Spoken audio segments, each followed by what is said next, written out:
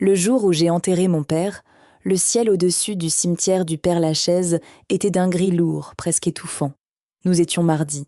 Pendant que le prêtre prononçait les dernières prières, ma belle-mère a fendu l'allée centrale, vêtue d'un tailleur d'un blanc éclatant. Un blanc optique, provocateur, impossible à ignorer au milieu des manteaux sombres de ma famille. Elle marchait lentement, la tête haute, un léger sourire étirant ses lèvres peintes. Mon mari, Thomas, se tenait à mes côtés. Il n'a pas levé les yeux, fixant obstinément le gravier sous ses chaussures noires. Je n'ai rien dit. Ce n'était ni le lieu, ni le moment pour un esclandre. J'ai simplement accusé le coup, pensant qu'il ne s'agissait que d'une énième méchanceté d'une femme avide d'attention. Pourquoi choisir le jour le plus douloureux de mon existence pour m'humilier publiquement? Et pourquoi son fils refusait-il de croiser mon regard? La réponse n'avait rien à voir avec la vanité. Je m'appelle Clara, j'ai 34 ans. Dans mon métier de traductrice indépendante, la précision est une question de survie. Je passe des journées entières à traquer la nuance exacte d'un mot, à déchiffrer les sous-entendus d'un texte, à vérifier que chaque virgule est à sa place. Une virgule mal placée dans un contrat de cession peut ruiner une entreprise. J'avais appris à lire entre les lignes, à repérer les petites incohérences dans des centaines de pages. Pourtant, dans ma propre vie, j'avais fermé les yeux sur des anomalies grossières. J'avais choisi de ne pas voir, par confort, par loyauté, et parce que je croyais à cette illusion que la famille constituait un sanctuaire inviolable. Thomas et moi étions mariés sous le régime de la communauté réduite aux acquêts depuis 5 ans. En apparence, nous formions un couple équilibré. Il travaillait dans l'administration territoriale, avec des horaires réguliers, et une personnalité que je qualifiais alors de posée. Il parlait peu, je prenais son mutisme pour de la solidité, une force tranquille qui contrebalançait mon esprit toujours en ébullition. Lorsque nous avons décidé d'acheter notre appartement à Paris, dans le 11e arrondissement, j'ai financé 70% du bien au comptant. Mon père, un homme prévoyant qui avait vendu son entreprise de menuiserie des années plus tôt, m'avait fait un don manuel important, dûment déclaré à l'administration fiscale. Mon notaire avait insisté pour insérer une clause de remploi dans l'acte d'achat, afin de protéger ses fonds propres et de s'assurer que cette part majoritaire de l'appartement m'appartienne en nom propre, même dans le cadre de notre mariage. Thomas n'avait opposé aucune résistance. Il avait simplement signé, le regard fuyant, arguant que les affaires d'argent l'ennuyaient profondément. Au quotidien, c'est moi qui gérais notre compte joint. Chaque mois, j'y versais une part proportionnelle à mes revenus, nettement supérieurs aux siens, pour couvrir les échéances du prêt immobilier restant, les charges de copropriété et les factures courantes. Thomas se contentait de valider ses propres dépenses sur son compte individuel. Il détestait l'administration. Il me laissait le soin de classer les relevés bancaires, de remplir notre déclaration commune au service de la Direction générale des finances publiques, de payer la taxe foncière. Je ne voyais pas là un acte de désengagement, mais une simple répartition des tâches domestiques. Sa mère, Martine, s'intéressait beaucoup moins à la tranquillité d'esprit de son fils qu'à ses relevés de compte. C'était une femme qui portait des bijoux trop voyants et des parfums trop capiteux pour les quartiers tranquilles de province où elle résidait. Dès notre première rencontre, elle avait cherché à marquer son territoire. Lors de ses visites, elle inspectait notre appartement comme si elle en était l'usufruitière, passait son doigt sur les étagères et posait des questions indiscrètes sur le coût de mes vêtements ou le montant de mes honoraires de traduction. J'encaissais ces piques avec une politesse glaciale. Thomas la justifiait systématiquement. Il répétait qu'elle était d'une autre génération, qu'elle s'inquiétait pour l'avenir matériel de son fils unique, qu'il fallait faire des concessions. J'avais accepté ce rôle. Je tolérais ces visites dominicales où elle se permettait de réorganiser mes tiroirs au nom de la paix familiale. Une phrase, surtout, revenait sans cesse dans la bouche de Martine. Lorsqu'elle me voyait conserver d'anciens dossiers ou m'attacher à un meuble de famille, elle pinçait les lèvres et déclarait « Il faut savoir faire place nette ». Pour elle, le passé n'avait aucune valeur s'il ne rapportait pas d'argent immédiat ou de confort personnel. Je mettais cette obsession sur le compte d'une nature rigide et matérialiste. Puis, il y a eu l'appel de l'hôpital. Une crise cardiaque foudroyante a emporté mon père un jeudi matin. La nouvelle m'a heurtée de plein fouet. J'étais fille unique. Ma mère était décédée 10 ans plus tôt. Du jour au lendemain, je me suis retrouvée totalement seule face à la logistique du deuil. J'ai géré les pompes funèbres, la résiliation des abonnements, la fermeture de ses comptes et les tout premiers rendez-vous avec le notaire pour bloquer la succession en attendant l'inventaire. J'ai repoussé toutes mes commandes de traduction. J'ai passé mes journées au téléphone, immergée dans la paperasse, concentrée sur l'organisation d'une cérémonie digne de l'homme qu'il avait été. Pendant ces quelques jours d'une brutalité extrême, Thomas s'est montré d'une étrange discrétion. Il s'occupait de préparer du café, allait chercher le courrier dans le hall de l'immeuble, mais ne prenait aucune véritable initiative.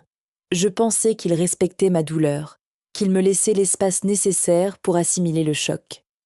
Il passait de longues heures sur son téléphone mobile, enfermé dans la chambre d'amis, prétextant des urgences professionnelles à la mairie. Je n'ai pas cherché à vérifier ses dires. J'étais anesthésiée par la tristesse. Le jour des obsèques est arrivé.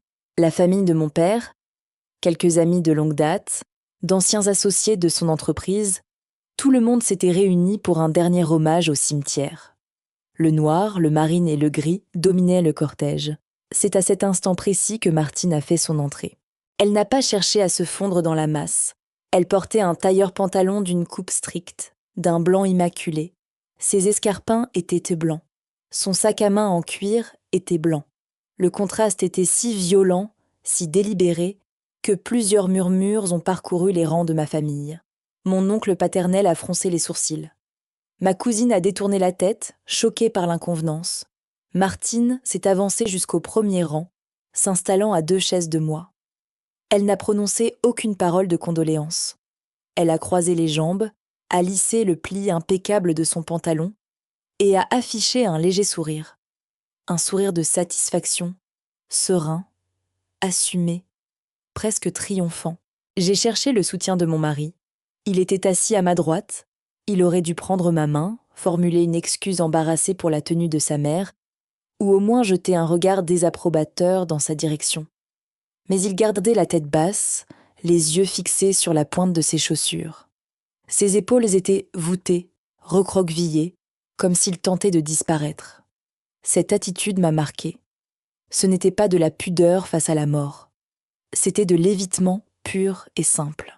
À la fin de la cérémonie, alors que les invités se dirigeaient lentement vers la sortie, Martine s'est approchée de moi. Le gravier de l'allée crissait sous ses pas. Elle dégageait une forte odeur de laque et de parfum. Elle a posé une main lourdement baguée sur mon bras, un contact froid, totalement dépourvu de chaleur humaine. « C'était une belle cérémonie, Clara », a-t-elle prononcé d'une voix parfaitement posée, assez haute pour que les personnes à proximité entendent chaque syllabe. « Maintenant, il va falloir tourner la page. Ton père a fait son temps. Avec la succession qui s'annonce, ne t'encombre pas de sensibleries inutiles.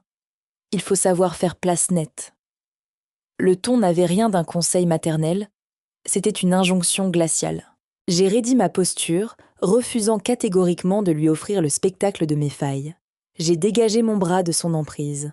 « Ce n'est ni le jour ni le lieu, Martine », ai-je répondu d'une voix basse, sans intonation. Elle a haussé les épaules, un rictus dédaigneux étirant le coin de sa bouche. Elle s'est tournée vers son fils. Elle lui a fait un signe très bref de la tête, un petit hochement mentonnier, un signal que je n'ai pas compris sur l'instant. Thomas a dégluti.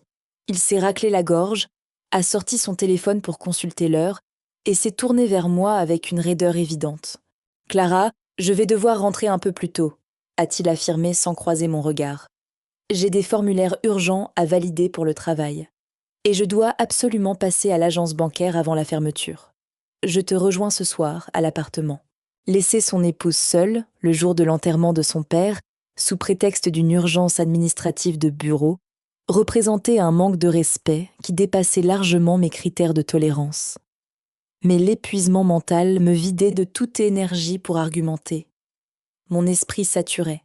« Fais ce que tu as à faire », ai-je conclu, le regard rivé sur la veste blanche de sa mère, qui s'éloignait d'un pas assuré vers les grandes grilles du cimetière. Je suis restée seule pour remercier les amis de mon père. J'ai passé le reste de la journée au domicile de mon oncle, pour une petite réception silencieuse en l'honneur du défunt. À aucun instant, je n'ai supposé que le départ précipité de Thomas dissimulait autre chose qu'une lâcheté chronique face à la tristesse des autres. Je me persuadais que l'humiliation du tailleur blanc constituait l'apogée de la toxicité de Martine. Je pensais qu'elle cherchait uniquement à affirmer son mépris, à signifier à ma famille que je ne représentais rien à ses yeux, que son ego comptait bien plus que le respect d'un deuil. Je me trompais lourdement. Ce tailleur blanc, ce manque de décence, ce n'était qu'un écran de fumée. Le sourire de Martine ne découlait pas d'une satisfaction mesquine de belle-mère malveillante. Il provenait de la certitude mathématique de sa victoire. Pendant que je tenais bon au bord d'une tombe, le véritable pillage était déjà en marche, organisé minutieusement dans mon dos, exécuté sous la supervision de l'homme que j'avais épousé. 3 jours s'étaient écoulés depuis l'enterrement. 3 jours passés dans la maison de mon père, en banlieue parisienne, à trier des archives fiscales, à classer des dossiers d'assurance vie et à vider les armoires de l'homme qui m'avait élevé. Thomas ne m'avait pas rejointe. Il m'avait envoyé 2 messages laconiques, prétextant une surcharge de dossiers à la mairie et des réunions tardives. Je n'avais pas exigé sa présence. Le silence me convenait pour avancer dans cette logistique funéraire. Le vendredi, en fin d'après-midi, je suis rentrée à Paris. J'avais une lourde valise contenant les documents notariés de mon père. J'ai franchi le hall de notre immeuble du 11e arrondissement, j'ai pris l'ascenseur jusqu'au 3e étage et j'ai avancé dans le couloir familier. J'ai sorti mon trousseau. J'ai inséré la clé dans la serrure de notre porte d'entrée. Le métal a buté contre un obstacle interne au bout de quelques millimètres. J'ai retiré la clé, pensé à une erreur d'alignement, et je l'ai replacée. Elle ne rentrait pas. J'ai examiné le cylindre. Il brillait d'un éclat neuf. Le modèle de sécurité que nous avions fait installer 3 ans plus tôt avait été remplacé. La marque gravée sur le métal n'était plus la même. J'ai posé ma main à plat sur le battant de la porte. Je n'ai pas frappé. Je n'ai pas crié le nom de mon mari. J'ai reculé d'un pas, observant le paillasson, le cadre de la porte, l'absence d'effraction. J'ai sorti mon téléphone et j'ai composé le numéro de Thomas. La ligne a basculé directement sur sa messagerie vocale. J'ai appelé une seconde fois. Même résultat. Son téléphone était allumé, mais il filtrait mes appels. L'esprit humain possède des mécanismes de défense singuliers. Une femme ordinaire aurait tambouriné contre le bois, alerté les voisins, exigé des explications. Moi, je me suis adossée au mur du palier et j'ai laissé mon cerveau de traductrice analyser la situation. Un changement de serrure à l'initiative d'un conjoint, sans préavis, alors que l'autre gère un deuil familial. Ce n'était pas une dispute qui dégénère. C'était un acte juridique. C'était la fabrication pure et simple d'une faute. Si je tournais les talons, si je partais m'installer à l'hôtel ou chez mon oncle sans laisser de traces, Thomas disposait de l'argument parfait devant un juge aux affaires familiales, l'abandon du domicile conjugal. Il lui suffisait de déposer une main courante le lendemain, affirmant que j'avais déserté notre mariage sans explication depuis l'enterrement. Dans le cadre d'une procédure de divorce, cette manœuvre lui permettrait de demander la jouissance exclusive de l'appartement lors de l'ordonnance de non-conciliation. Le but devenait limpide. Mon apport initial couvrait 70% du bien, protégé par la clause de remploi. S'il obtenait la jouissance exclusive, je me retrouverais à la rue, tout en restant solidaire du prêt immobilier. Une technique d'asphyxie financière classique pour forcer un conjoint à céder ses parts à bas prix lors de la liquidation du régime matrimonial. Je n'allais pas lui offrir cette victoire. J'ai ouvert le navigateur de mon téléphone. J'ai tapé les termes « commissaire de justice », Paris 11e urgence constat. Une liste de cabinets est apparue. J'ai composé le premier numéro. Une assistante a décroché. J'ai exposé les faits avec une voix blanche, factuelle. J'ai précisé l'adresse et j'ai demandé l'intervention immédiate d'un officier public pour constater l'impossibilité d'accéder à mon propre domicile. 50 minutes plus tard, Maître Vasseur sortait de l'ascenseur. C'était un homme d'une 50aine d'années, muni d'une tablette professionnelle. Je lui ai présenté ma carte d'identité, mon livret de famille et un avis de taxe foncière numérisé sur mon téléphone, prouvant que je résidais bien à cette adresse et que j'en étais la propriétaire majoritaire. Il a procédé aux constatations. Il a pris des photographies du cylindre neuf. Il a inséré ma clé devant l'objectif pour démontrer l'incompatibilité. Il a sonné à 3 reprises, de manière prolongée, pour attester de l'absence de réponse à l'intérieur de l'appartement. Il a ensuite rédigé son procès-verbal sur sa tablette. « L'acte vous coûtera 280 €, madame », a-t-il indiqué en me remettant un récépissé. « Vous recevrez le procès-verbal de constat officiel d'ici lundi matin par messagerie sécurisée. Conservez-le précieusement. C'est une pièce maîtresse pour votre avocate.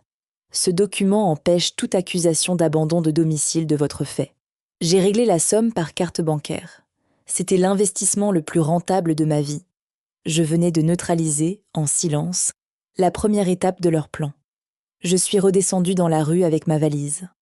L'air frais de la fin d'après-midi m'a fait du bien. Je me suis dirigée vers une brasserie au coin du boulevard Voltaire et je me suis installée à une table isolée, au fond de la salle. J'ai commandé un café noir. À peine le serveur avait-il déposé la tasse que l'écran de mon téléphone s'est allumé. Un message texte de Thomas. « Clara, ton absence prolongée et silencieuse depuis l'enterrement me prouve que tu ne tiens plus à notre mariage. Je ne peux pas accepter que tu m'abandonnes de cette façon, sans un mot, en partant vivre chez ta famille. Face à ton départ volontaire du domicile, je dois me protéger. Mes avocates te contacteront. Ne cherche pas à revenir, j'ai besoin de temps. Zoït. » J'ai relu le message 2 fois. Chaque mot transpirait la dictée juridique. Ce n'était pas le vocabulaire de Thomas. L'expression « départ volontaire du domicile » signait l'intervention d'un conseil externe, ou plus probablement, les directives de sa mère. Martine préparait le terrain. Elle venait de forger le motif officiel de la rupture. Je n'ai pas répondu. Répondre, c'était s'engager dans un débat affectif. J'avais besoin de faits. Une deuxième notification est apparue sur mon écran. Un courriel automatique de mon établissement bancaire. L'objet mentionnait « Alerte, solde débiteur sur votre compte joint ». J'ai immédiatement ouvert l'application de la banque. J'ai saisi mon identifiant et mon mot de passe. L'interface s'est chargée. La ligne de notre compte commun, celui sur lequel je versais la majorité de mes revenus de traduction pour assumer les charges du ménage, affichait un solde de moins 42 €.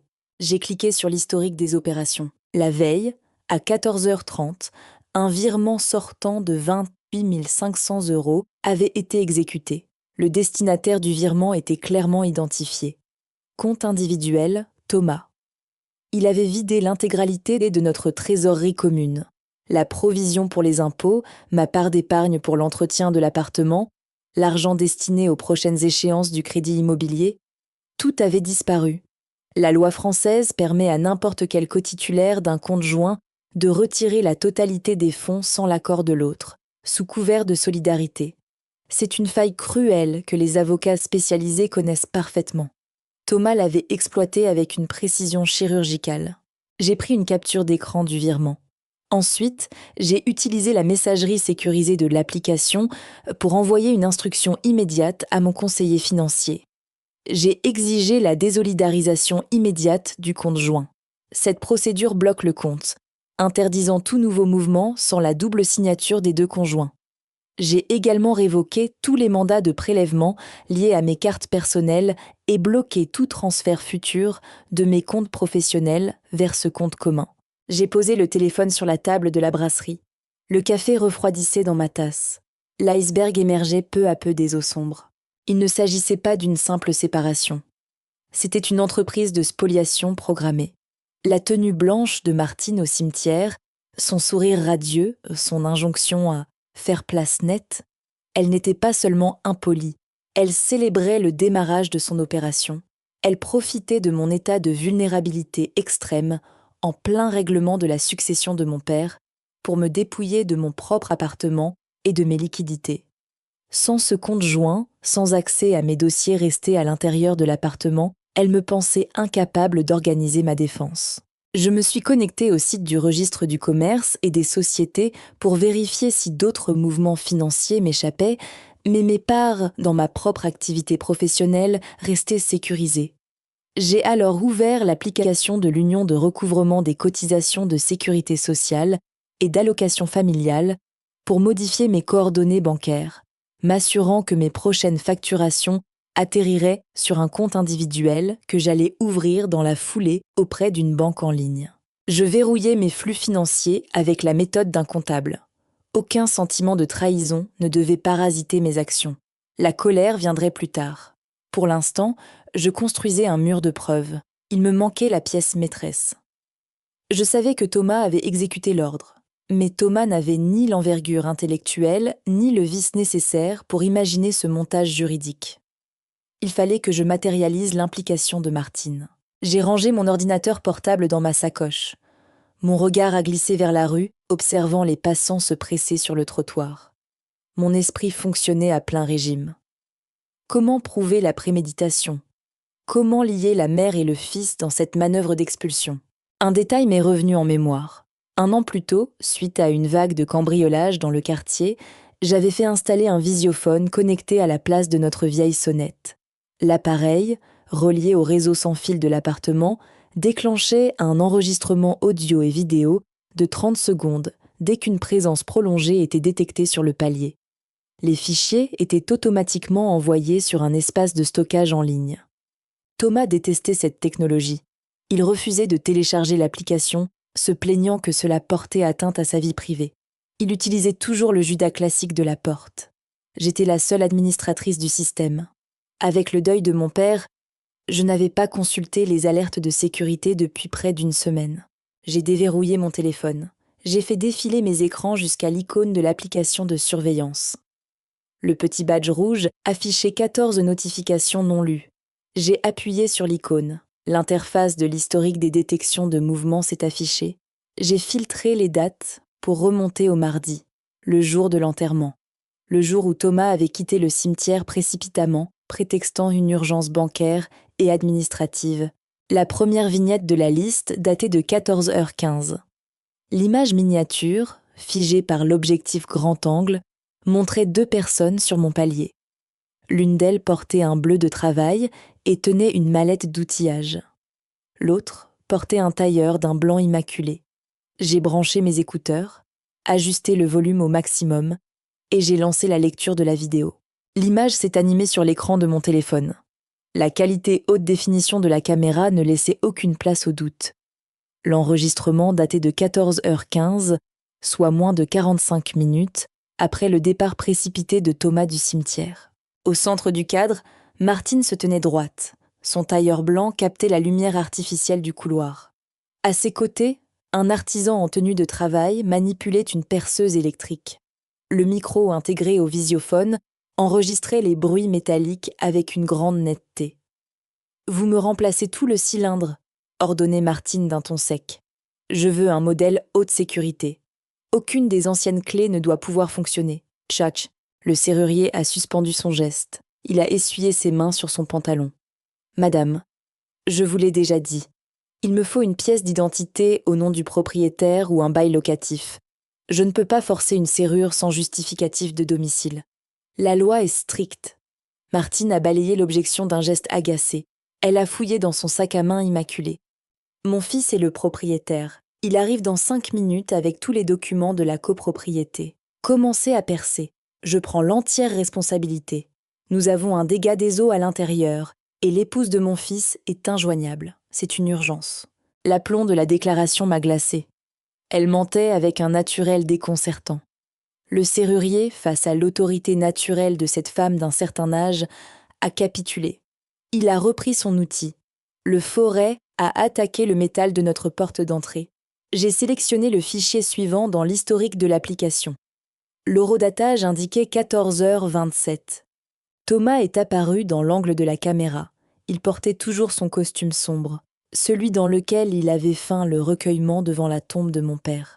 Il tenait une pochette cartonnée sous le bras. Il semblait essoufflé, comme s'il avait monté les 3 étages en courant. Martine s'est tournée vers lui.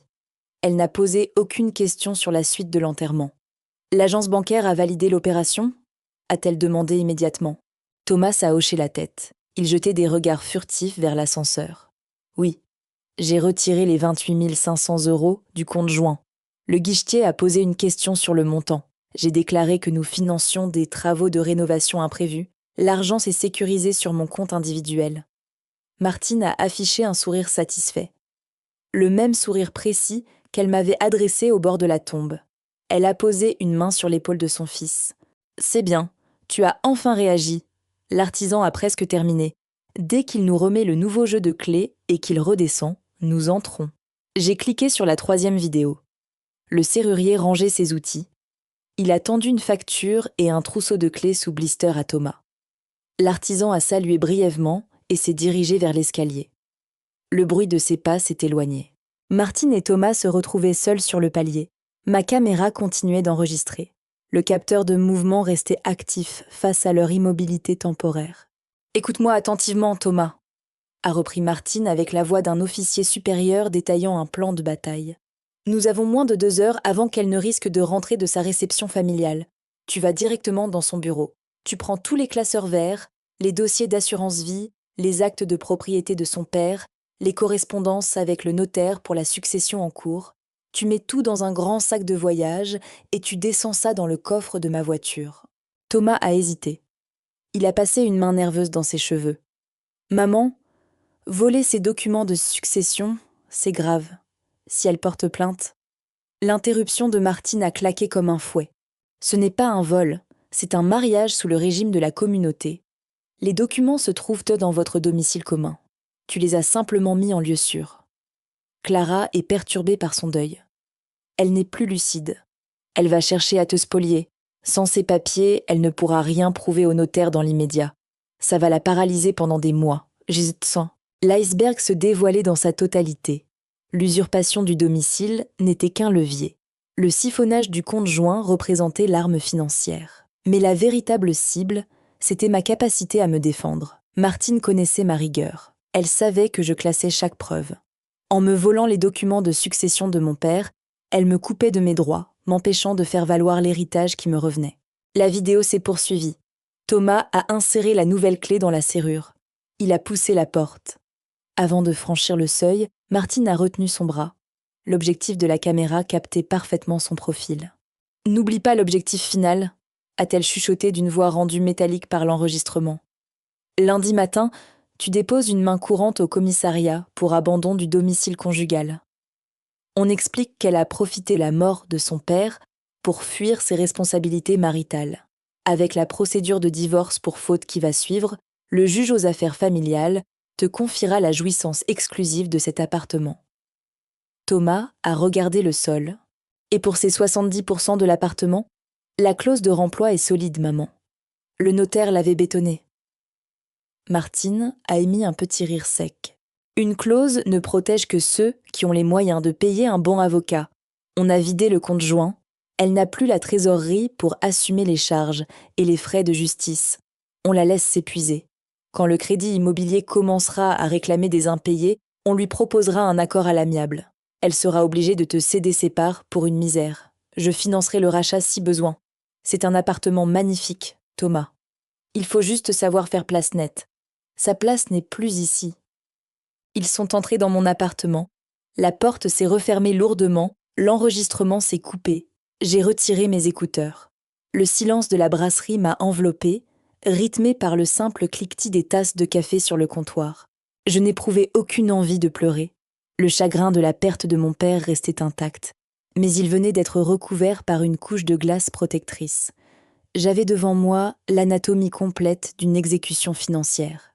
Je n'étais pas une épouse que l'on quittait. J'étais le maillon porteur d'une opération immobilière. Ils avaient besoin de moi en position de fauteuse, de déserteuse, pour faire sauter le verrou de ma clause de remploi et contourner mon droit de propriété. Mon mari n'était pas l'homme effacé que je croyais protégé. Il était le bras armé de la cupidité maternelle. J'ai rouvert mon ordinateur portable. J'ai connecté une clé de stockage externe. J'ai téléchargé méticuleusement les 14 vidéos au format d'origine. J'ai transféré une copie de sauvegarde sur un serveur distant sécurisé. J'ai imprimé les captures d'écran des virements du compte joint. J'ai classé chaque document dans un dossier numérique crypté. La nuit tombait sur le boulevard Voltaire. J'ai réglé mon addition. J'ai marché jusqu'à un petit hôtel indépendant situé 3 rues plus loin. J'ai loué une chambre pour la semaine. Je ne comptais informer personne de ma localisation. Le silence absolu constituait ma meilleure couverture. Tant qu'il me pensait perdu, désespéré chez des proches ou logé à la hâte, il se croirait invincible. Une fois dans ma chambre d'hôtel, j'ai ouvert un compte bancaire en ligne. La procédure m'a pris 15 minutes. J'ai obtenu un nouveau numéro d'identification bancaire instantanément. J'ai envoyé un courrier électronique formel à tous mes clients de traduction pour exiger que le règlement de mes factures soit désormais orienté vers ce compte individuel. J'ai coupé les vivres. Le samedi matin, à 9 heures précises, j'ai composé le numéro de Maître Rousseau. C'était une avocate spécialisée en droit du patrimoine et de la famille. Je l'avais consultée 2 ans plus tôt pour une simple actualisation de mon statut de travailleuse indépendante. Je me souvenais d'une femme d'une 60aine d'années, dotée d'une écoute clinique et d'une redoutable connaissance de la jurisprudence. Elle m'a reçue en urgence dans son cabinet du quartier de l'Europe en début d'après-midi. L'odeur d'encaustique et le silence des couloirs m'ont apaisée. Je me suis assise face à son lourd bureau en chêne. Je n'ai pas raconté l'enterrement, je n'ai pas parlé du tailleur blanc ni de mes sentiments. J'ai posé le constat du commissaire de justice devant elle. J'ai ajouté le relevé du compte joint, montrant le retrait de 28 500 €. Enfin, j'ai posé la clé USB sur le sous-main en cuir. J'ai résumé les faits avec la précision d'un rapport de police. L'absence de l'appartement, la serrure modifiée, le vol des documents de succession, l'aveu filmé de la préméditation pour fabriquer un abandon de domicile. Maître Rousseau a lu le procès-verbal de constat. Elle a consulté le relevé bancaire. Elle a branché la clé USB sur son ordinateur et a visionné les 3 séquences de la caméra connectée. Elle n'a laissé paraître aucune émotion.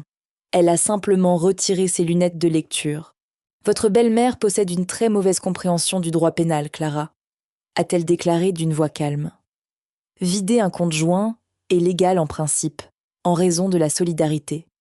Mais la soustraction frauduleuse de documents personnels, notamment des actes notariés relevant d'une succession en cours, tombe sous le coup du vol. Le recel d'héritage est sévèrement puni par le Code civil. Quant au changement de serrure à votre insu pour forcer l'usage exclusif du bien, le constat d'huissier détruit d'emblée leur stratégie d'abandon de domicile. Vous étiez devant votre porte. Vous avez la preuve de votre éviction. Der citation fois, c'était décidé alors, bon train. Que faisons-nous ? Ai-je demandé. Rien, a répondu Maître Rousseau avec un léger sourire au coin des lèvres. Nous ne faisons absolument rien. Nous les laissons s'enfoncer. Nous les laissons croire que leur piège s'est refermé sur vous. Elle a pris une feuille blanche et un stylo plume. Votre mari va inévitablement solliciter un conseil juridique. Son avocat va rédiger une lettre de mise en demeure où vous convoquez pour un rendez-vous dit de conciliation, sous la menace d'engager une procédure contentieuse.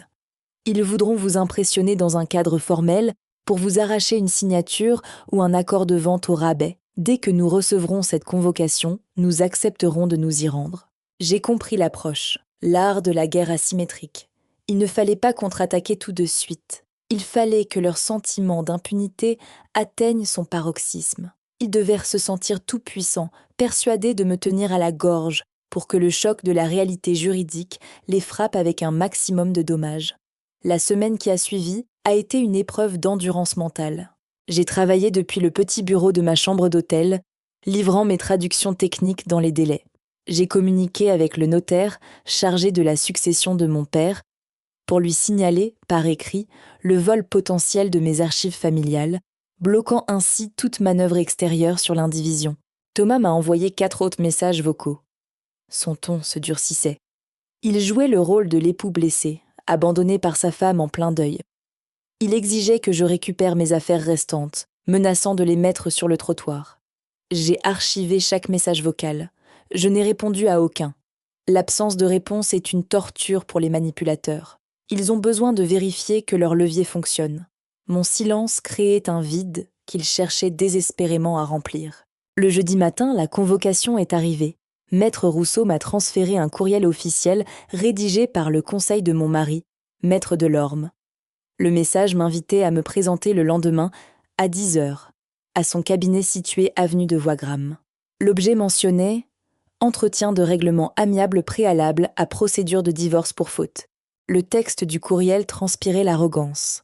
Il stipulait que mon mari, profondément affecté par la désertion volontaire et inexpliquée du domicile conjugal, souhaitait néanmoins m'offrir une sortie digne. Il proposait un rachat de mes parts de l'appartement avec une forte décote, justifiée par le préjudice moral qu'il subissait et les dettes communes que je laissais derrière moi. Le courriel précisait que Martine serait présente en qualité de tiers de confiance pour soutenir son fils. Il croyait tenir le couteau par le manche. Il m'attendait pour me dicter leurs conditions, persuadé que je plierais sous la menace d'un long procès sans accès à mes finances. J'ai confirmé ma présence à mon avocate. J'ai sélectionné ma tenue avec un soin tout particulier. Je n'allais pas me présenter en victime éplorée.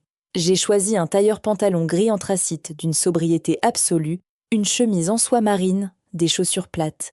J'ai glissé le procès-verbal du commissaire de justice, les relevés bancaires certifiés et la clé USB dans une simple chemise cartonnée. Je n'avais plus peur. Je ne ressentais plus aucune tristesse liée à ma séparation. Le deuil de mon mariage était consumé, remplacé par une froide détermination. J'allais me rendre dans ce cabinet d'avocats et j'allais exécuter la destruction de leur montage financier avec une précision chirurgicale. Le vendredi à 10 heures précises, je franchissais les doubles portes vitrées du cabinet de Maître Delorme, avenue de Wagram. L'immeuble haussmannien respirait le pouvoir et la bourgeoisie parisienne. Maître Rousseau marchait à mes côtés, sa lourde serviette en cuir noir serrée sous le bras. Une assistante nous a conduites vers une vaste salle de réunion baignée de lumière naturelle. Une table ovale en noyer massif occupait le centre de la pièce. Nous nous sommes assises. J'ai posé ma chemise cartonnée devant moi, je n'ai pas touché au café proposé par l'assistante. J'observais la symétrie des moulures au plafond, concentrant mon esprit sur la rectitude des lignes. 10 minutes plus tard, la porte s'est ouverte. Maître Delorme est entré le premier. C'était un homme grand, vêtu d'un costume sur mesure, l'allure assurée de ceux qui ont l'habitude d'imposer leurs conditions. Il a été immédiatement suivi par Thomas, puis par Martine. Mon mari portait une veste de costume sombre et une chemise sans cravate. Il avait adopté une posture de victime, les traits tirés, le regard fuyant. Il a évité de regarder dans ma direction. Martine, en revanche, a balayé la pièce de son regard dominateur. Elle portait un manteau en cachemire beige, d'une coupe irréprochable, et un sac à main d'une grande marque italienne. Elle s'est installée à la droite de son fils, s'octroyant la place du décideur. Elle m'a adressé un très léger signe de tête, une condescendance de façade conçue pour afficher sa supériorité morale. « Bonjour maître, bonjour madame », a commencé Maître Delorme en ouvrant son dossier. « Je vous remercie d'avoir accepté cette entrevue préalable. Mon client souhaite privilégier une issue rapide et apaisée à cette séparation difficile, en évitant l'enlisement d'une procédure de divorce pour faute devant le juge aux affaires familiales. » Maître Rousseau a croisé les mains sur la table. « Nous vous écoutons, confrère. » L'avocat de Thomas a ajusté ses lunettes. Il a pris une voix grave, professorale. « Les faits sont malheureusement très clairs. Votre cliente a quitté le domicile conjugal sans préavis le jour même des obsèques de son père. Elle n'a donné aucune nouvelle pendant près d'une semaine. Mon client a vécu cet abandon comme un véritable traumatisme, une rupture brutale du contrat de mariage. Face à cette désertion, et devant l'incapacité de votre cliente à assumer ses obligations, mon client a dû réorganiser sa vie. Il a glissé un document imprimé vers le centre de la table. Nous vous proposons donc une convention de divorce par consentement mutuel, pour compenser le préjudice moral subi par mon client et pour apurer les dettes communes que madame laisse derrière elle.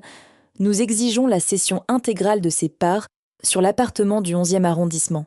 Mon client rachètera la soulte sur la base d'une valorisation à 30% du prix du marché. C'est une offre généreuse, compte tenu de la faute constituée par l'abandon de domicile. J'ai regardé Thomas. Il fixait le grain du bois de la table. Martine, elle, se tenait droite, les mains posées à plat de chaque côté de son dossier. Son visage affichait la satisfaction du travail accompli. L'équation de son plan venait d'être énoncée à haute voix. Maître Rousseau a laissé planer un long silence. Elle n'a pas touché le document.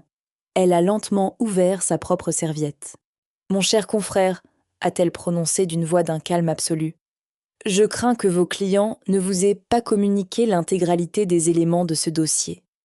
Votre proposition repose sur un postulat d'abandon de domicile. Or, ma cliente n'a jamais déserté son appartement, elle en a été illégalement expulsée. Maître Delorme a froncé les sourcils. Expulsé. Je ne vous permets pas, maître. Mon client... Votre client a fait procéder au remplacement de la serrure de la porte d'entrée à l'insu de son épouse, l'a coupé maître Rousseau en glissant le premier feuillet sur la table. Voici le procès-verbal de constat dressé par maître Vasseur, commissaire de justice, daté de vendredi dernier, à 18h. Il atteste de l'impossibilité matérielle pour ma cliente de pénétrer dans le domicile dont elle détient 70% des parts. L'abandon de domicile est une fiction juridique que vos clients ont tenté de fabriquer. L'avocat de Thomas a saisi le procès-verbal. Ses yeux ont parcouru les lignes certifiées par le sceau de l'huissier. La photographie du cylindre percé figurait en annexe. Son visage a perdu une fraction de son assurance. Il s'est tourné vers Thomas. « Vous avez changé la serrure vendredi dernier ?» a-t-il demandé, le ton soudain dépouillé de sa courtoisie professionnelle. Thomas a dégluti. Il a cherché du regard l'approbation de sa mère. Elle était partie chez son père. Je pensais qu'elle ne reviendrait pas tout de suite, et il y a eu un problème avec la porte, je devais sécuriser les lieux. Ne vous fatiguez pas avec des justifications techniques, a enchaîné maître Rousseau. Nous savons très bien pourquoi l'appartement a été verrouillé. Il fallait éloigner ma cliente de ses documents personnels et de ses relevés bancaires. Elle a posé un second document sur la table. L'impression de ma capture d'écran bancaire. Avant de changer cette serrure, votre client s'est rendu à son agence bancaire. Il a exécuté un virement sortant de 28 500 €, vidant l'intégralité du compte joint pour transférer la somme sur son compte individuel. S'approprier la trésorerie commune pour priver son épouse des moyens de se défendre et de payer son prêt immobilier relève de l'organisation frauduleuse d'insolvabilité. Maître Delorme a posé le relevé bancaire à côté du constat d'huissier. Il a compris la dynamique de la situation. Un avocat expérimenté déteste par-dessus tout être instrumentalisé par ses propres clients pour produire des documents fallacieux. Martine s'est penchée en avant. Son masque de sérénité commençait à se fissurer. Cet argent allait être dilapidé, a-t-elle affirmé avec une pointe d'agressivité dans la voix. Clara n'était plus dans son état normal. Elle dépensait des sommes folles pour l'enterrement. Mon fils a simplement mis le fruit de leur travail à l'abri. C'est de la gestion en bon père de famille. Je l'ai regardé dans les yeux. C'était la première fois que je soutenais son regard depuis le cimetière. « Le fruit de notre travail, Martine ?» ai-je corrigé d'une voix froide. Ces 28 500 € proviennent exclusivement de mes facturations de traduction. Les relevés de dépôt le prouvent. Votre fils n'a pas versé un seul centime sur ce compte depuis 6 mois. Il n'a rien mis à l'abri. Il a organisé mon asphyxie financière. Maître Delorme s'est redressé. Écoutez, s'il y a eu des maladresses dans la gestion des comptes durant cette période troublée, nous pouvons intégrer la restitution de cette somme dans la convention de divorce. Il n'y aura aucune convention amiable, a tranché maître Rousseau, et nous n'avons pas terminé. Elle a sorti son ordinateur portable de sa sacoche. Elle a ouvert l'écran et l'a pivoté pour qu'il soit parfaitement visible par l'avocat adverse, par Thomas et par Martine. Elle a inséré la clé USB. Les maladresses bancaires ne constituent qu'un volet de cette affaire, a poursuivi mon avocate. Nous avons une question beaucoup plus grave concernant les dossiers de succession du père de ma cliente. Les actes notariés, les contrats d'assurance vie et les livrets de famille ont disparu du bureau de l'appartement. Thomas s'est figé. La couleur a quitté son visage. Martine a croisé les bras sur sa poitrine, affichant une indignation de commande. « Et qu'est-ce que vous insinuez ?» a-t-elle lancé. « Mon fils n'est pas un voleur. Si elle a perdu ses papiers, c'est son problème. »« Je n'insinue rien, madame, » a répondu maître Rousseau. « Je documente. » Elle a appuyé sur la barre d'espace de son clavier. L'enregistrement vidéo a démarré. Le son, diffusé par les haut-parleurs de l'ordinateur, a résonné dans l'acoustique parfaite de la salle de réunion. La voix de Martine, sèche, autoritaire, ordonnant au serrurier de percer le cylindre. Le mensonge sur le dégât des eaux. Maître Delorme a fixé l'écran. Ses lèvres se sont pincées. La vidéo s'est enchaînée avec la séquence suivante. L'apparition de Thomas. La confirmation du retrait des 28 500 €. Puis, le moment décisif. La voix de Martine dictant l'ordre de vol. Tu vas directement dans son bureau. Tu prends tous les classeurs verts. les dossiers d'assurance vie, les actes de propriété de son père, les correspondances avec le notaire pour la succession en cours. Tu mets tout dans un grand sac de voyage et tu descends ça dans le coffre de ma voiture. » La vidéo continuait, mais la salle était plongée dans un silence lourd, presque toxique. Thomas avait rentré la tête dans ses épaules, incapable de relever les yeux. Martine gardait les bras croisés, mais ses doigts s'enfonçaient dans le tissu de ses manches. Sa respiration s'était accélérée. Le vernis de la grande bourgeoisie venait d'éclater en morceaux sur l'écran d'un ordinateur. N'oublie pas l'objectif final. On la laisse s'épuiser. Quand le crédit immobilier commencera à réclamer des impayés, on lui proposera un accord à l'amiable. Elle sera obligée de te céder ses parts pour une misère. Maître Rousseau a mis la lecture en pause. L'image de Martine et Thomas devant ma porte est restée figée à l'écran. « Confrère », a repris Maître Rousseau en s'adressant exclusivement à Maître Delorme. Ce que nous venons de visionner qualifie une série d'infractions pénales majeures. Nous avons la préméditation pour une escroquerie au jugement, visant à tromper le juge aux affaires familiales sur la réalité de l'abandon de domicile. Nous avons l'abus de confiance dans le détournement des fonds communs à des fins d'extorsion immobilière. Et surtout, nous avons le vol et la soustraction de documents dans le but de paralyser une succession en cours, ce qui constitue une infraction pénale grave, susceptible de caractériser un recel successoral. L'avocat de Thomas a fermé son propre dossier d'un geste sec. La colère déformait ses traits. Il a foudroyé son client du regard. En tant qu'auxiliaire de justice, il venait de comprendre que ses clients avaient tenté de l'utiliser pour cautionner une extorsion de fonds caractérisée. Si cette vidéo était présentée à un juge, sa propre responsabilité professionnelle risquait d'être effleurée pour avoir porté cette proposition de rachat frauduleuse. Je n'étais absolument pas informé de ces initiatives, a articulé Maître Delorme, la mâchoire contractée. Le cabinet ne cautionne aucune manœuvre de ce type. Je m'en doute, a accordé Maître Rousseau. C'est pourquoi nous n'avons pas encore déposé les plaintes pénales auprès du procureur de la République. Nous avons préféré vous laisser l'opportunité de régulariser la situation de votre client, dès aujourd'hui. Elle a sorti un document imprimé, rédigé par ses soins, et l'a posé au centre de la table. Voici nos conditions. Elles ne sont pas négociables. Premièrement, monsieur restitue l'intégralité des 28 500 € par virement certifié avant 18 h ce soir. Deuxièmement, il quitte l'appartement du 11e arrondissement aujourd'hui même. La clause de remploi protège les 70% de ma cliente. L'appartement reste donc sa jouissance exclusive. Troisièmement, le grand sac de voyage contenant les archives successorales du père de ma cliente est rapporté à mon cabinet d'ici 2 heures. Enfin, nous engageons une procédure de divorce pour faute exclusive au tort de votre client, avec demande de dommages et intérêt pour le préjudice subi. Martine s'est levée brusquement. La chaise a raclé le parquet. « C'est du chantage », a-t-elle vociféré, abandonnant toute dignité.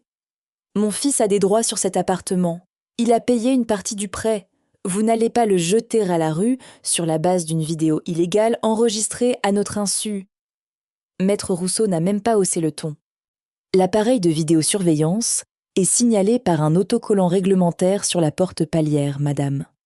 De plus, dans le cadre d'un litige en droit de la famille, la jurisprudence récente admet la recevabilité de la preuve obtenue par un système domotique installé au domicile conjugal, dès lors qu'elle est indispensable à la défense de la victime.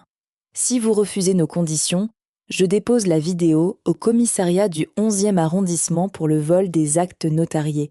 Les services de police se feront un plaisir d'aller perquisitionner le coffre de votre véhicule pour recouvrer les pièces de la succession. Chakoti College, donde L'avocat de Thomas a posé une main ferme sur le bras de Martine, l'obligeant à se rasseoir. « Madame, je vous conseille vivement de vous taire », a-t-il lancé d'un ton cinglant. Il s'est ensuite tourné vers Thomas. « Remettez les clés de l'appartement à votre épouse, immédiatement, et contactez votre banque pour le virement. Vous n'avez strictement aucune marge de manœuvre. Si le procureur est saisi pour vol et escroquerie au jugement, je me retirerai du dossier à l'instant même. » Thomas tremblait de manière visible. La façade d'arrogance s'était évaporée. Il a plongé la main dans la poche de sa veste et a sorti le nouveau trousseau de clés avec son badge magnétique. Il l'a poussé misérablement sur le noyer de la table, jusqu'à moi. Il a levé les yeux vers moi, cherchant une dernière fois à solliciter la corde sensible. « Clara, je t'en prie, ne fais pas ça. C'était une erreur de jugement. Je ne savais plus où j'en étais avec le deuil de ton père, l'argent, la pression.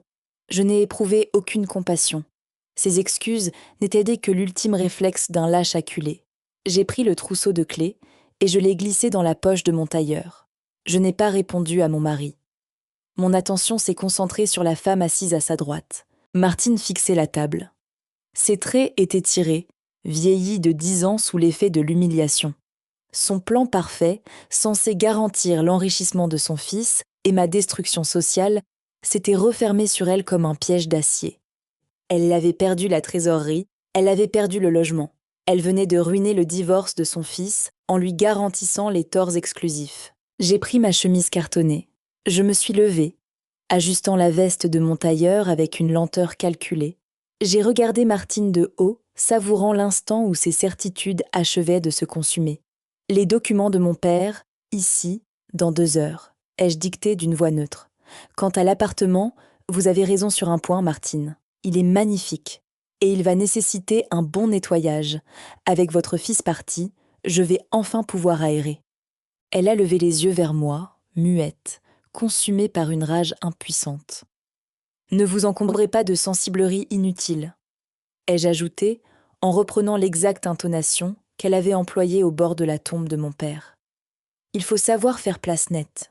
2 heures exactement après notre sortie du cabinet de Maître Delorme, le sac de voyage en toile noire contenant les archives de mon père a été déposé à l'accueil du cabinet de Maître Rousseau par un coursier anonyme. Je l'ai ouvert immédiatement sur le bureau de mon avocate. Les classeurs verts, les contrats d'assurance vie, l'acte de propriété de la maison de banlieue, tout était là, intact, classé exactement comme je l'avais laissé. Martine n'avait même pas pris le temps d'en retirer les feuillets intercalaires sur lesquels j'avais noté les coordonnées de mon notaire.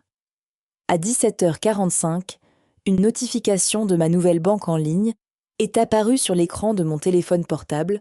Un virement entrant, certifié de 28 500 € venait d'être crédité sur mon compte individuel. Le libellé indiquait simplement « restitution ». L'asphyxie financière avait échoué. La procédure de divorce a suivi son cours avec une fluidité que seul un rapport de force juridique écrasant pouvait garantir. Face aux preuves accablantes du vol de documents successoraux et de la tentative d'escroquerie au jugement, le nouveau conseil de Thomas, Maître Delorme s'étant rapidement dessaisi du dossier, a recommandé à son client de ne formuler aucune contestation. Lors de l'audience de conciliation devant le juge aux affaires familiales, mon ex-mari a fait profil bas. Le magistrat a prononcé le divorce aux torts exclusifs de Thomas. Il a été condamné à me verser des dommages et intérêts substantiels pour le préjudice moral subi, justifié par l'abandon matériel orchestré en pleine période de deuil. Surtout, j'ai conservé la pleine et entière propriété de mon appartement. Le juge a validé sans la moindre réserve l'application de la clause de remploi que mon père avait pris soin d'exiger lors de l'acquisition. Thomas n'a pas obtenu un seul centime de compensation. Pire pour lui, il a dû solder lui-même le reste de ses crédits à la consommation personnelle avec son salaire de fonctionnaire territorial. Il a été contraint de quitter Paris pour retourner vivre dans la chambre d'amis, chez sa mère en province. Le plan de Martine s'était refermé sur elle. Elle voulait m'expulser pour loger confortablement son fils. Elle se retrouvait à l'héberger à ses propres frais. Pourtant, les manipulateurs détestent les échecs francs. Ils ont toujours besoin de tester une dernière fois leur emprise, d'essayer de réécrire l'histoire pour se donner le beau rôle. Un matin pluvieux de novembre, alors que je sortais de la boulangerie de mon quartier, j'ai aperçu Thomas qui m'attendait devant la porte vitrée de mon immeuble. Il portait un imperméable sombre, les épaules voûtées sous l'averse. Son visage affichait une expression d'abattement savamment calculée. Il a fait un pas dans ma direction, bloquant le passage vers le digicode. « Clara, s'il te plaît, accorde-moi juste 5 minutes, a-t-il demandé avec une voix implorante. Je voulais m'excuser pour la manière dont les choses se sont terminées. C'est ma mère. Tu sais comment elle fonctionne. Elle m'a mis une pression psychologique terrible. Elle me répétait que tu allais me détruire avec l'héritage de ton père, que je devais me protéger avant que tu ne partes. Je n'étais pas lucide, j'étais sous son influence. J'ai planté mon regard dans le sien. Je n'ai ressenti aucune pitié, aucune de ces vieilles tendresses qui poussent à pardonner l'impardonnable. Je n'éprouvais plus que la froideur clinique que l'on réserve à un outil défectueux. « Tu n'es pas un enfant mineur, Thomas », ai-je répondu d'un ton monocorde, sans élever la voix d'un demi-décibel. « Tu as 36 ans. Tu as sciemment vidé notre compte bancaire en mentant effrontément au guichetier de l'agence. Tu as sciemment pillé mon bureau pendant que je tenais bon devant le cercueil de mon père. Tu as fait un choix. L'influence maternelle n'est pas une circonstance atténuante reconnue par le Code civil. C'est simplement l'alibi des lâches. » Il a baissé les yeux vers le trottoir mouillé, cherchant une autre parade. « Nous aurions pu arranger les choses à l'amiable, entre nous. Le tribunal, l'avocate, les dommages et intérêts. Tu m'as complètement ruinée, Clara. »« La rigueur de la loi t'a ruinée, » ai-je corrigé fermement. « Je n'ai fait qu'en appliquer les textes à la lettre. Écoute-moi très attentivement. Si tu t'approches encore une fois de cet immeuble, si tu tentes de me contacter par téléphone, par courriel ou par l'intermédiaire de tes proches, les 3 fichiers vidéo partiront directement sur le bureau du procureur de la République avec une plainte nominative pour tentative d'extorsion et recel de succession. Maître Rousseau n'attend qu'un appel de ma part pour rédiger la saisine. Écarte-toi de mon chemin et disparais. » Il a compris que la limite était définitivement tracée. Il n'y avait plus la moindre faille émotionnelle à exploiter. Il a reculé, a tourné les talons et s'est éloigné sous la pluie battante, descendant le boulevard Voltaire sans oser un seul regard en arrière. C'était la dernière fois que je voyais l'homme que j'avais cru aimer. La semaine suivante, je me suis assise dans le grand bureau capitonné de mon notaire, rue de la Paix, pour signer l'acte de notoriété qui officialisait la transmission du patrimoine de mon père. En paraphant les lourds documents imprimés sur papier filigrané, j'ai mesuré toute l'importance de ce que cet homme prudent m'avait légué. Il ne m'avait pas seulement transmis un capital financier. Il m'avait surtout légué l'intelligence de le protéger par des clauses juridiques strictes. Il m'avait fourni le bouclier. Il ne me restait plus qu'à trouver la force de caractère de m'en servir au moment opportun. Le week-end suivant, j'ai fait intervenir mon propre artisan serrurier. J'ai exigé l'installation d'une véritable porte blindée, équipée d'un système à 7 points d'ancrage, totalement incrochetable. J'ai supervisé les travaux en buvant un café noir, observant chaque coup de perceuse avec une immense satisfaction. Lorsque l'artisan m'a remis le trousseau de clés définitif sous un blister scellé, le poids de l'acier froid dans ma paume m'a procuré un sentiment de sécurité absolue. J'ai ensuite passé 2 jours entiers à vider méthodiquement les placards de l'appartement. Les anciennes affaires de Thomas, les objets de décoration au goût douteux que Martine m'avait offerts au fil des années avec condescendance, les draps que nous avions partagés, tout est parti aux encombrants ou dans des cartons fermés au ruban adhésif pour les associations caritatives. J'ai ouvert grand les fenêtres de chaque pièce, laissant le vent froid de novembre balayer les derniers vestiges d'une présence toxique.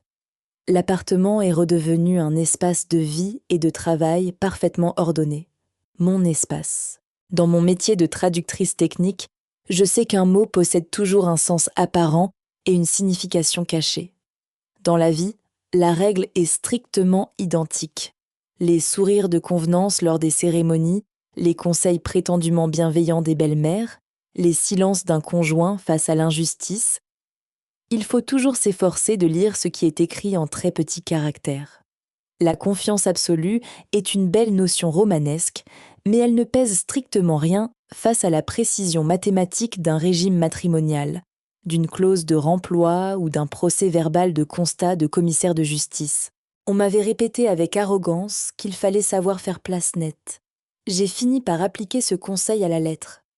J'ai expulsé de mon existence ceux qui prévoyaient de m'en effacer, et j'ai rebâti ma tranquillité sur la seule fondation qui ne trahit jamais, la preuve matérielle. Si cette histoire résonne avec des épreuves que vous avez traversées, ou si vous avez, vous aussi, dû affronter l'avidité et la manipulation d'une belle famille prête à tout pour s'approprier ce qui vous appartient, partagez votre expérience dans les commentaires. Vos témoignages sont précieux et peuvent d'ailleurs grandement aider d'autres personnes à identifier les signaux d'alarme avant de se retrouver prises au piège. N'hésitez pas à liker cette vidéo pour soutenir notre travail et abonnez-vous en activant la cloche des notifications pour ne manquer aucune de nos prochaines histoires de trahison et de justice implacable. Prenez soin de vous, protégez vos droits sans aucune concession. Et à très bientôt.